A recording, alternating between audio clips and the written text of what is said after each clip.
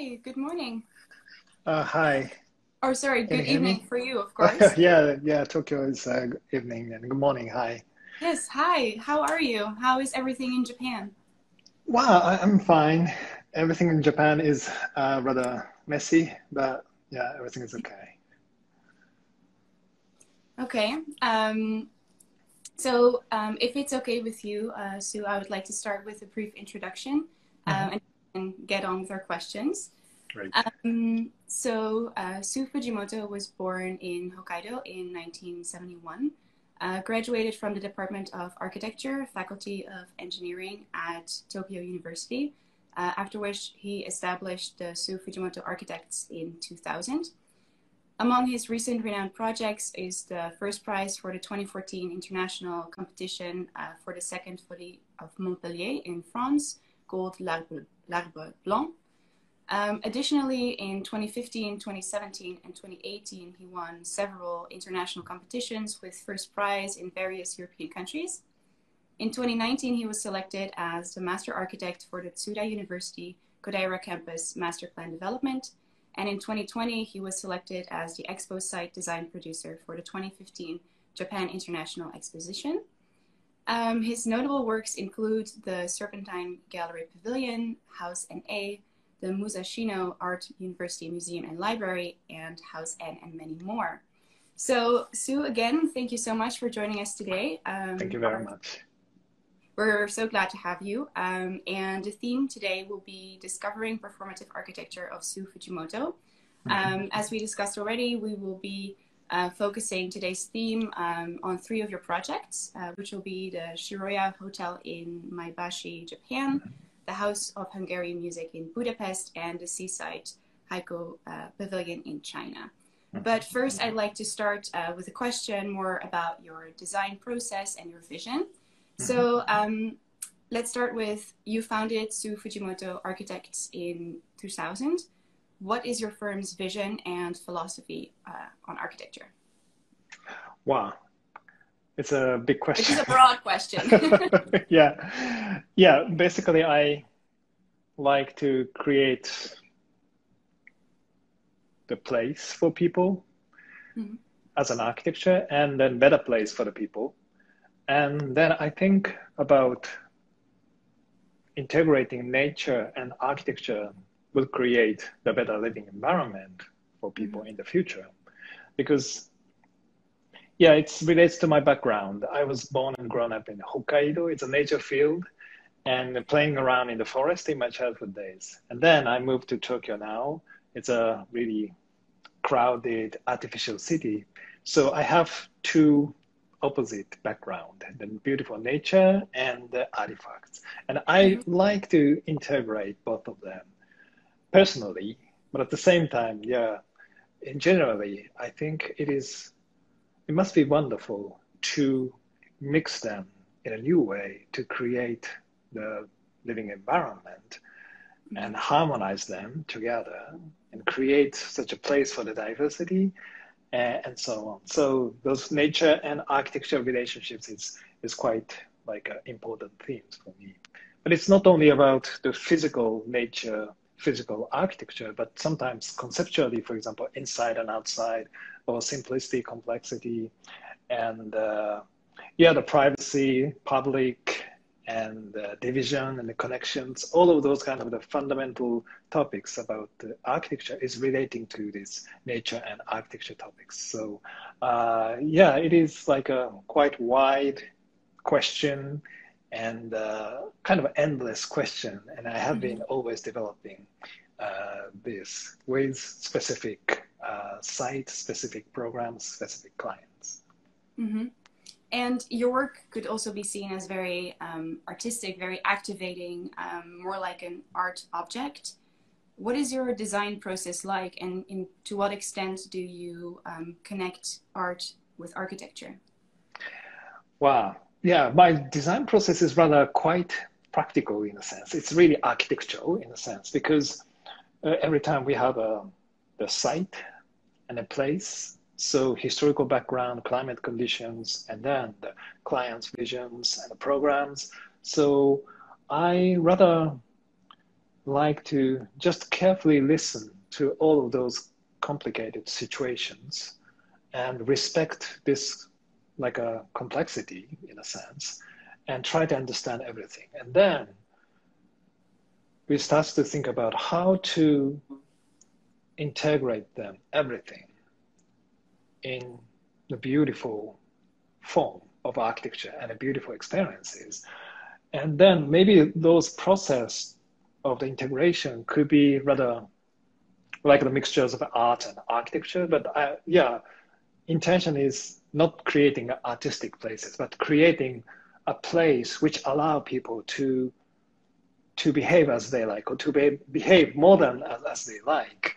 So that is like a really, my process. And then of course, many trial and errors and the re-questioning process is quite important, because not just accepting the house as a house, but what is a house and what kind of a place a house should be, or what is a library, or what is, everything. So those re-questioning process is quite important and essential for me. Mm-hmm. So keep questioning and keep evolving the process, and and then keep redefining and reinventing. Mm-hmm. And your design for the Shiroya Hotel was recently completed in Maebashi in Japan. How it's of course a very interesting and unique building due to its shape and the contrast maybe from the nature on the exterior and the more concrete vibe on the interior. How did this concept how did the concept emerge intuitively, or what was the process like for that specific project? Yeah, the Shiroya Hotel, it's located in Maebashi City. It is about 1.5 hours from Tokyo. And this city itself is quite interesting, and which could have a lot of potentials to be redeveloped in a sense, not developed, but rebirthed in a sense. And then the client is from this city. Now he's in Tokyo and doing the eyewear company, but he likes to reactivate his hometown. And me and my clients has been friends for more than 18 years or something. Oh, wow. So long-term relationships. So it is, and then he invited me to do this project. And he just bought the old buildings of the hotel, which was closed more than 10 years ago. And so he likes to keep this structure to reactivate this hotel. But at the same time, I like to add the new wing. So the contrast of the new and old was there from the very beginning. And when I visited these existing buildings, it is 4-story concrete buildings, and it's rather like a normal building. So I thought it should have something quite like a strong and a big change to make it rebirth. And I proposed to the client to demolish most of the floors, to make a 4-story high openings, like atriums, and to bring the sunlight from the roof, to create like a large volume of the space, which could be like the interior plaza in the middle of the city, where local people and the guests could come together, meet together to, in this place. But of course, it is like a huge, the demolition and the huge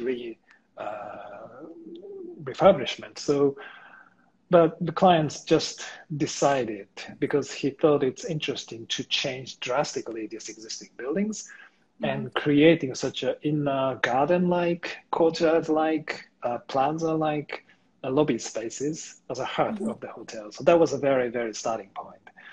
And then, interesting point of this plot was it has the pathway through the road, through the plot.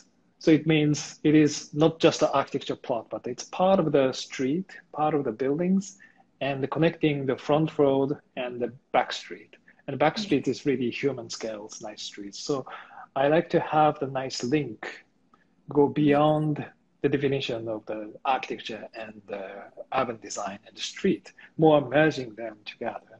So then finally we proposed like a green hill-like new buildings. which could bring kind of a strong differences from the existing cityscapes. But on the other hand, it has a steps from this front street to the back street, one level down.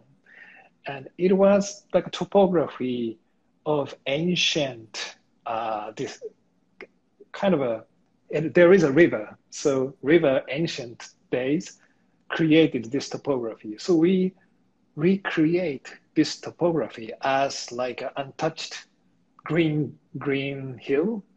And then people can recognize this is like before Maebashi city is created, the topography was something like that. So connecting the present to the past and how this place is made, and then the city is here, and then the history of the hotels, and so on. So linking the whole timeline, and then linking the front street and the back street, and also creating the hill, which is like the three-dimensional pathway.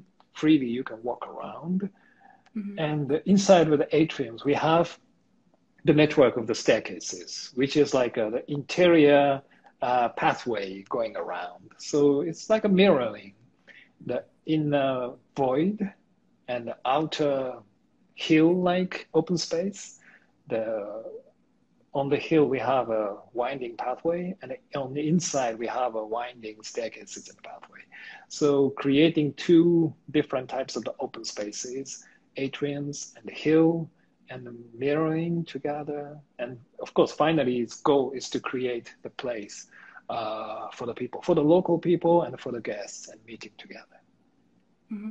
I find it so interesting that the building itself is very contrasting in many ways, but also very connecting, whether it's through the scales or with the guests and the residents or through time, past and present. In this session, I would also really like to discuss the participatory role of architecture, apart from it being a standalone object. Could you elaborate on your vision in regards to the participatory role of architecture? Mm-hmm, mm-hmm. Yeah, especially in this case of the Shiroya Hotel, it was really exciting process to involve many people, including the artists and designers. Because, for example, in these atriums, we have Leandro Ehrlich, the artist, to design the light tubes winding and the tangling with the spaces. And we have Jasper Morrison and Michele De Lucchi to design their own rooms inside.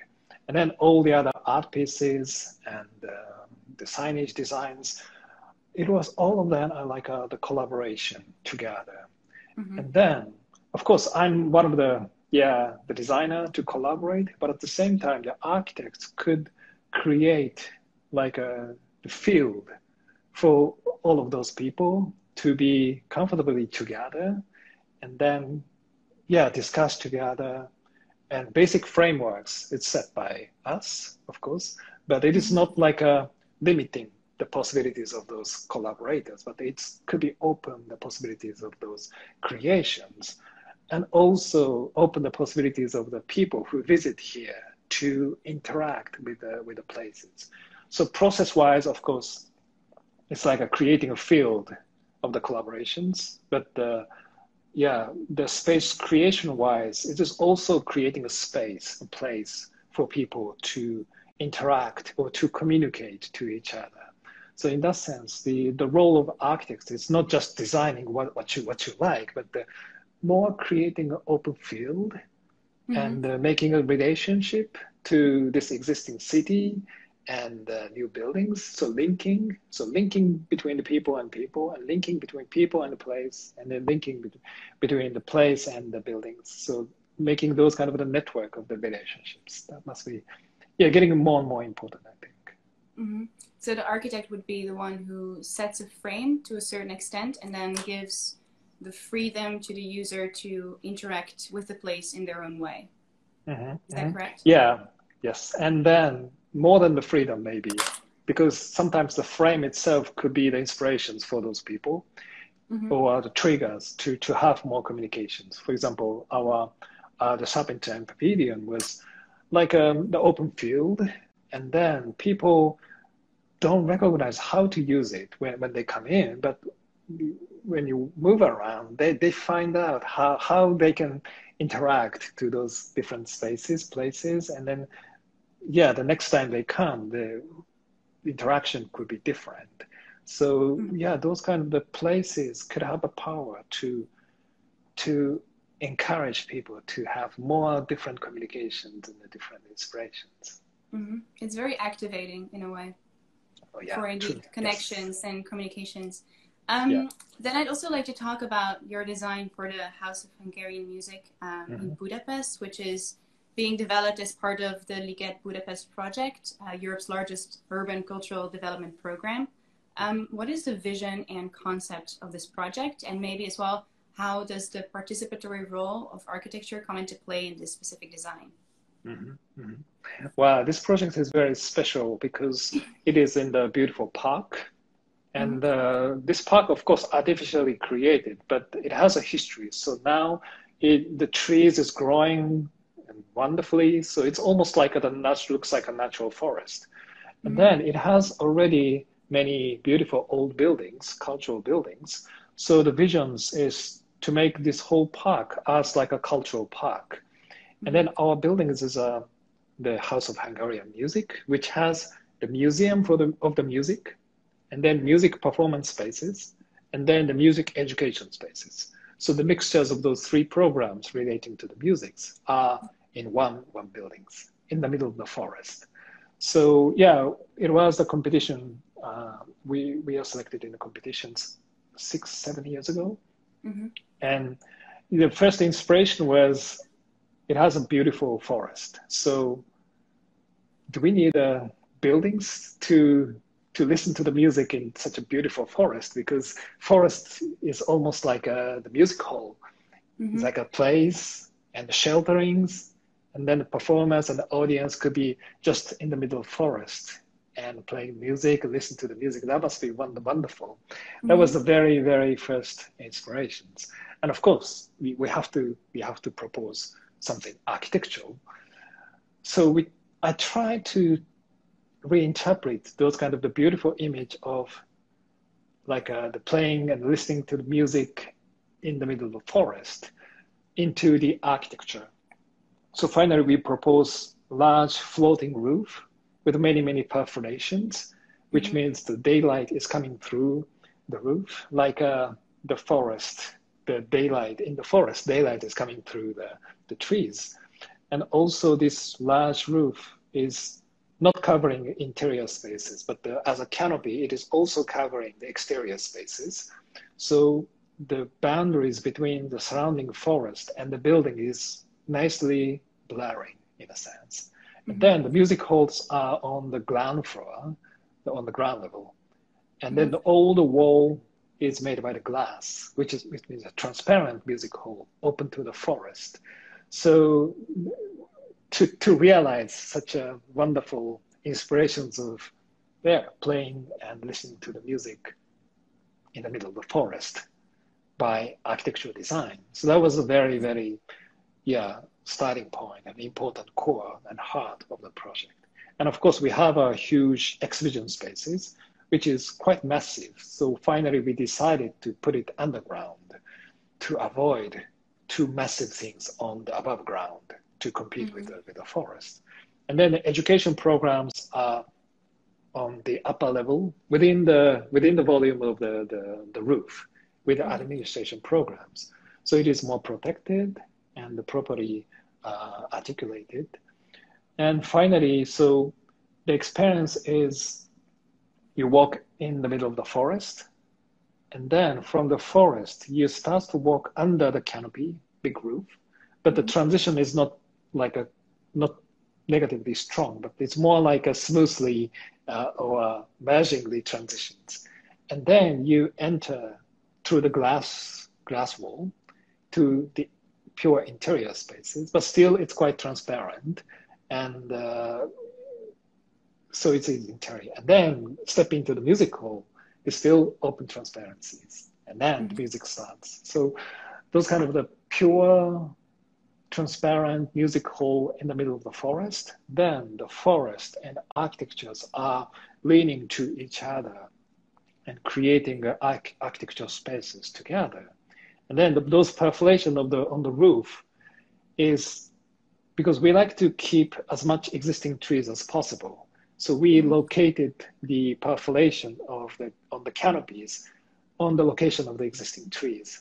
So the trees is going through the roof. So it's actually like a merging or coexisting the architecture and the forest together. So that is a trial to carefully set, of course, architectural functions, but not making massive volumes of the architecture. So more carefully, delicately insert the architectural pieces, harmonizing and interacting to the nature, and creating such a like architectural environment, which is not possible only by the nature and which is not possible only by the architecture. It is only possible by both of the nature and architecture. So that must be a really beautiful place. Yeah, it sounds amazing. It sounds beautiful and so inspiring that the nature and architecture, that only together they can create this atmosphere that you're describing. And I'm wondering, in your design, also the environmental awareness and sustainability were key aspects. How do these aspects translate architecturally? Well, that is also very, very important aspects. And of course, technically, we have many engineers collaborating to each other. So technical solutions should be well introduced, but it is, I believe it should not be solved only by the technical things, but also it should be like how to say, psychologically or more like experience-like solutions is also important. For example, our project in south of France, Montpellier, the L'Arbre Blanc, the white tree, which is, of course, the climate-wise, it's quite like rich and warm weather, even in the wintertime, enjoying such an openness. So finally, we proposed many, many open-air balconies sticking out, and not so much like a dividing inside and outside strictly, but mostly, yeah, the living room inside could be open to extend to the outdoor living spaces. And this enables us to, of course, technically and mathematically, it is like we are calculating how to reduce the energy, but psychologically, people could feel the life with the nature is wonderful in a sense. And the nature is not like an enemy. Nature could be like the friends we can live together, or nature is like a. And then, of course, sometimes nature is strong, so we need to control, but we shouldn't control completely because it's not possible. So every time I believe we can find the good balances or good relationships with the natures, that is the mindset we need to learn. And in any different types of the climate conditions, for example, my hometown is really cold in the wintertime and rather hot in the summertime. So it's rather strong climate conditions. But even in such a situations, the wintertime, sunny days, minus 30 degrees Celsius, but the snow, like a snowscape is wonderfully beautiful. So positive aspects and the negative aspects is always there. So we can find the good balances. It's not just like controlling everything by the artificial something, but allow nature come in a little bit and then let us and nature be together to live together. So this is the beyond together with those technical solutions. This kind of the mindset is quite important.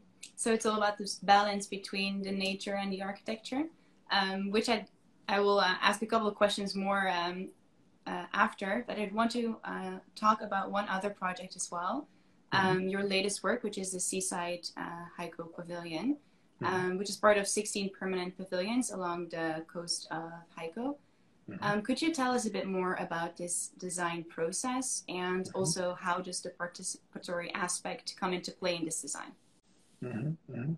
Wow, yeah, this is also a very special project. And 2, 3 years ago, I visited there and I meet with the local people and discussing about their visions to how to activate this beautiful city. The island of the island itself is really beautiful, but they like to activate the Haiku city by the power of the design and power of architecture. And yeah, for the first two pavilions, me and my own son, and yeah, me and my own son has been a good friend for many, many years. So it is great pleasure to be together. And also all the other members is also quite like amazing names, and I really respect. So I'm really happy to be part of this project. And the location of our plot is on the how to say on the edge of the coast and facing to the water, and especially in the sunset, it must be really wonderful. But it's rather flat because it's almost like on the edge of the coast. So we try to introduce the different viewpoint, the different like a topographical experiences in these flat areas. Because if you go up a little bit more higher, then the view must be really different. And yeah, the moving around this area by such a topography like the roof could make the experiences more richer. And also we need to have some kind of the interior spaces.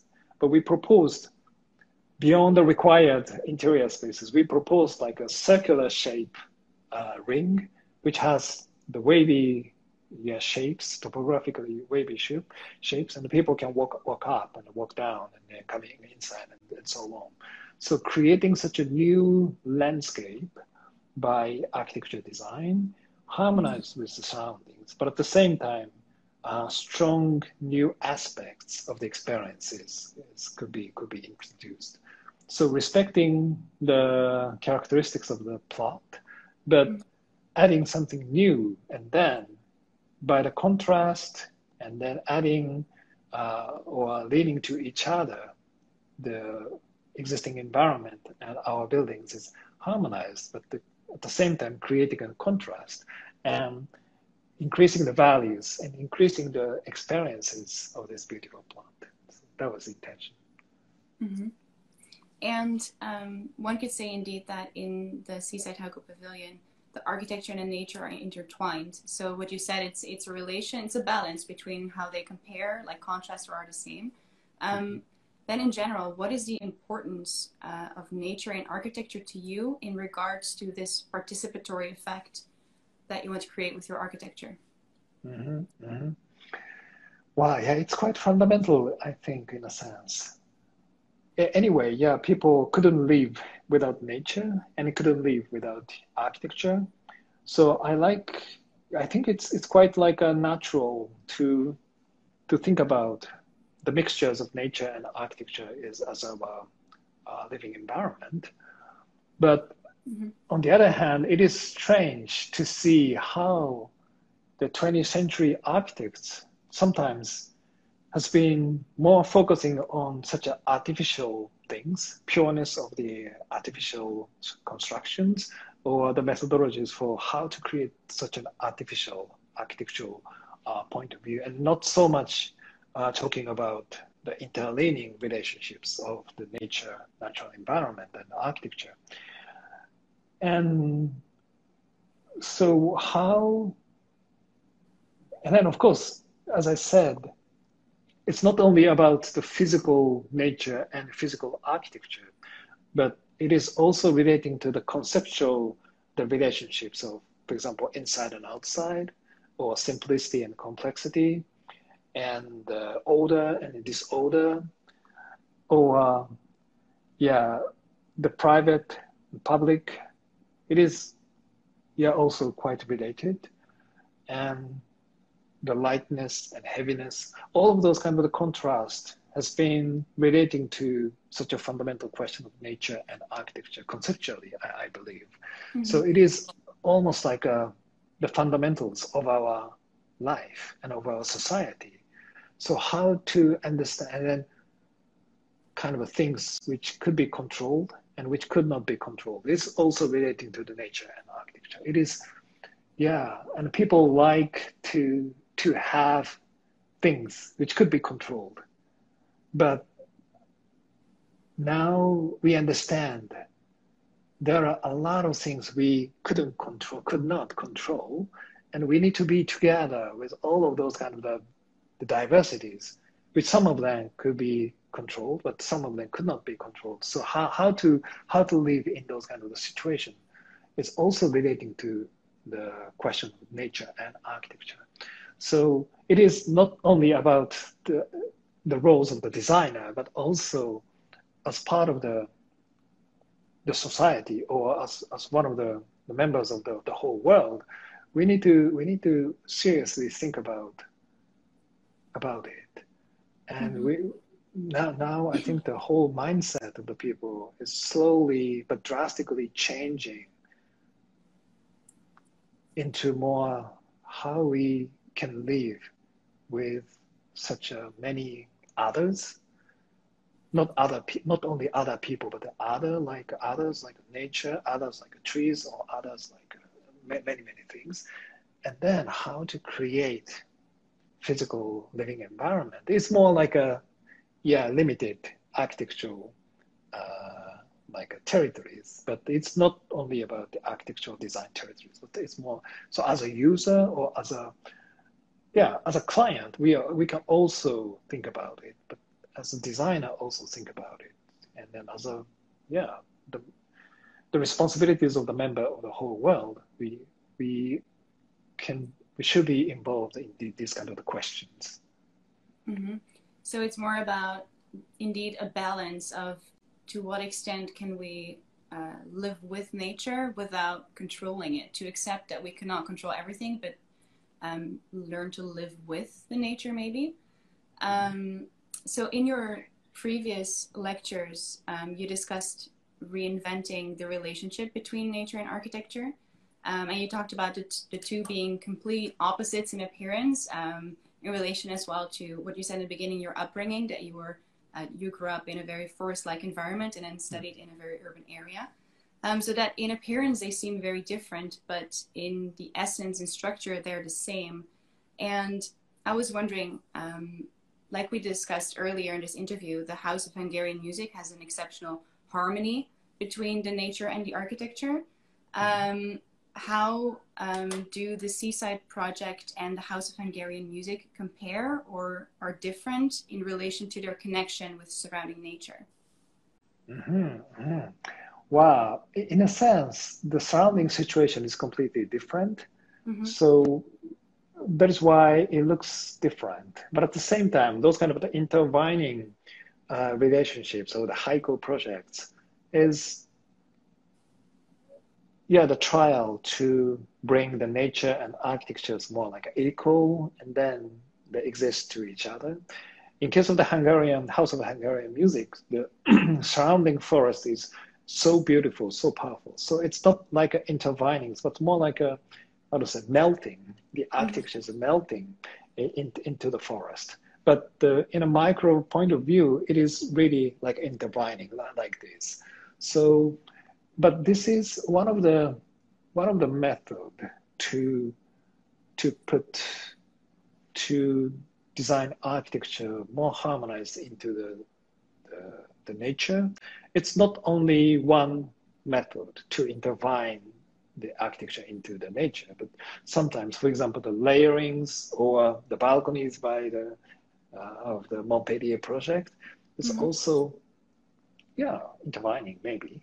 But many other way is possible, I believe. That is why it is quite creative to re-question how, in this case, in this specific situations, what is the characteristics of this plot? What is the characteristics of nature in this place? And how we can make the architecture and the nature be together. Sometimes intertwinings, but sometimes, more layerings or some other way. And important things is respecting the specific conditions and specific site situations, because the climate-wise and the cultural background-wise, so different, place to place is so different. And in case of the House of Hungarian Music, it is not only about the nature and architecture, but it is also like the history of the Hungarian music is quite amazing.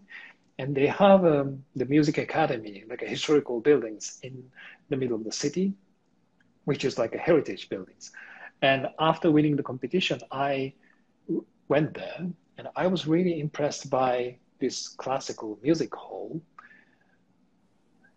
All the ceiling is covered and the wall is covered by the sculptures of the tree leaves painted in gold, covering all the spaces. And it's beautiful, it's wonderful. And then I thought, wow, this is also the representation of the forest covering the interior spaces. So people, I'm not sure, I don't know if it's true or not, but I imagine people created this space was imagining about the playing and the listening to the music in the middle of the nature. That is why they made a sculpture of the tree leaves and covering the whole interior spaces. And then I thought, at that time, the ceiling of our huge roof was covered by the metallic mirror materials to reflect the forest, I thought. But actually, it's not reflects the forest, it just reflects the floor. So we thought it could be nice to make like abstract patterns, represents like a tree leaves to cover the whole, like the ceilings. Then it is also, of course, the link between the forest and the ceiling patterns. But at the same time, it could be the link between the music academy, like a history, and then the latest buildings, and could be the future. So the link of the time is also was intended. So linking nature and architecture is quite important, but at the same time, respecting the history and how to make the relationship between the history and the future is also quite important. And all of those kind of things finally, of course, will be solved by the architectural ideas. But yeah, those kind of the link or to make various relationships is very, very important. So it's about linking not only through time or scales, but also looking at every project with a fresh perspective of what's the program and what's the natural situation, right? Do I understand correctly? Yep, yeah, true. So I would like to ask a question that the audience sent in. So we have always, when we do an interview, we ask the audience to send in questions. We've received a lot of them, very interesting ones. And one of them is, recently, what inspired you the most? So what is an object or an atmosphere of anything that happened that inspired you recently? Wow, that's... Recently, you mean? Yes. What is something that you saw, or that, you know, something, a building you visited or something? Yeah. But after this like pandemic conditions, I have more time to be together with my family, and I have a 5-year-old son, and I have more time to play with him. And then it is like always amazing to see how he starts to draw the dinosaurs or the animals, or how he creates something like structures or building like things by Lego. So all of those kind of because it's quite fundamental, and of course, he doesn't have any knowledge about the architecture, but he just feel and creates something like a dream, and then how he draw is like something between the reality and the concept, and so on. So something between the existing and the non-existing, or something like that. So it's quite like inspiring to see how such a primary creativity and primary understanding of the world is happening there. Mm-hmm. That's a very lovely inspiration that you got from your son. Then, as a final question to conclude this interview, I would like to ask you, what advice would you give to young architects who are at the beginning of their career? Wow. With all your experience that you have, all the projects that you worked on, if you could give one advice to young architects, what would it be? I think maybe 3 words. Mm-hmm. Questioning again and again and again. That's very important. Mm-hmm. Because, yeah, even designing a house, we have to re-question, what is a house? Or what is a library?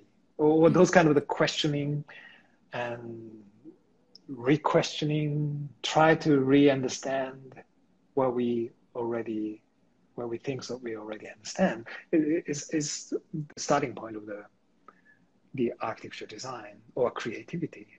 And then I like to say, be optimistic, mm-hmm. because we need to be open-minded to accept whatever kind of things as a starting point, because architecture project, every different cultural background, every different site conditions, and every different types of the clients.